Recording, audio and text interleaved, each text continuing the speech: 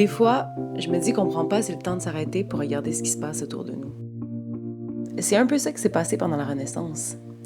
À un moment donné, les gens ont commencé à plus regarder la nature qu'il y avait autour d'eux. C'est l'une des choses que m'a apprise aujourd'hui Marie Deguay, qui est guide à l'Arboretum des Grandes Bruyères. Son potager, ils sont beaux. Ah oui, ben oui, je pense que oui. Hein. N'est-ce pas? Incroyable! Enfin, Ça doit venir de sapin carrément. feuilles toutes... Je peux toucher? Oui, bien sûr. Bien c'est développée, trop la beau. blanche. Et qui est au-dessus des feuilles. Ouais. Et sur les camps. Regarde celle-là, elle le fait là. Tu vois? Ouais, c'est chouette. Donc toi, ça fait longtemps que tu travailles ici?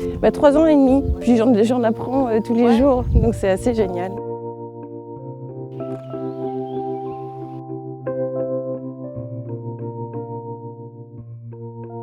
On est où en France C'est exactement? dans le Loiret, en pleine forêt d'Orléans, à 30 km d'Orléans. Donc un arboretum, c'est une collection d'arbres. Donc on retrouve des arbres de partout dans le monde, quand même avec des climats assez proches du nôtre. On n'a pas de baobab, Des palmiers. des palmiers non plus. Voilà. Ah, on en a un quand même. Et c'est un arboretum paysager. Donc en plus, on retrouve vraiment des paysages structurés autour des arbres de partout dans le monde. Voilà, finalement, l'arboretum, c'est un peu le descendant des jardins botaniques. D'accord. En fait, avant la Renaissance, la botanique n'existait pas. On avait quelques plantes médicinales, quelques plantes pour se nourrir aussi. Mais 150 plantes, on connaissait que 150 plantes. En fait, c'était les moines qui s'intéressaient beaucoup à la botanique. Et donc, dans leur petit jardin, ils avaient du romarin, de l'absinthe, tout ce qui est plantes médicinales, mais pas tellement d'arbres ou de choses comme ça. On utilisait les arbres, peut-être, oui, mais sans leur donner de nom. Et comme il y a eu la découverte des Amériques, et bien du coup, on a découvert qu'il y avait plein d'autres végétaux ailleurs dans le monde, qui ne sont pas les mêmes que ceux qu'on avait nous en Europe. Ah, ça, c'est un érable. D'accord. Ça n'a pas vraiment la feuille de l'érable que tu connais. C'est vrai. Avec lui, on ne peut pas faire le sirop d'érable. Ouais, c'est pas du tout une feuille d'érable pour moi. C'est avec Acer saccharinum qu'on fait. Saccharinum, le sucre. Oui, Oui, ça se peut, oui. Acer saccharinum saccharose. Alors là, je sais qu'il n'est pas très sorti, mais il est intéressant. C'est Sassafras albidum, qu'on appelle aussi le laurier des Iroquois. Hey! Voyons, c'est bien de chez moi, ça.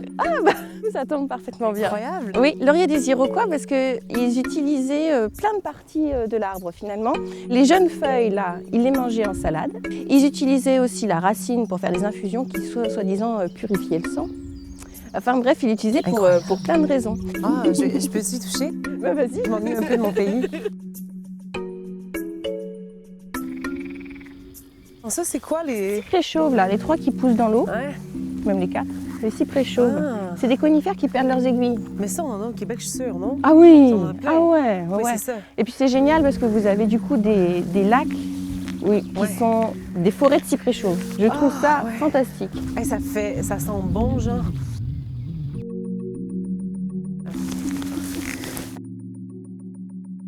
Je m'en allais par là, mais Non, mais c'est très bien.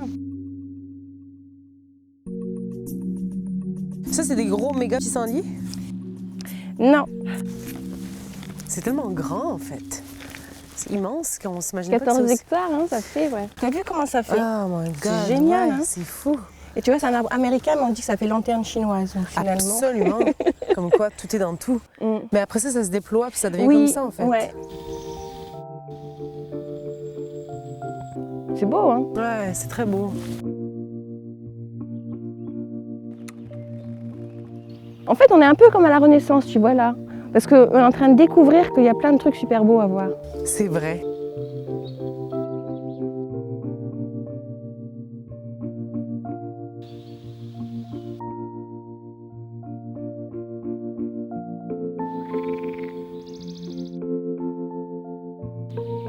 Comme ils se sont ouverts à tout ça, ils se sont rendus compte que les plantes étaient très différentes et très diverses, alors qu'on n'en connaissait que 150, et petit à petit 500, et puis à la fin de la Renaissance, 3000.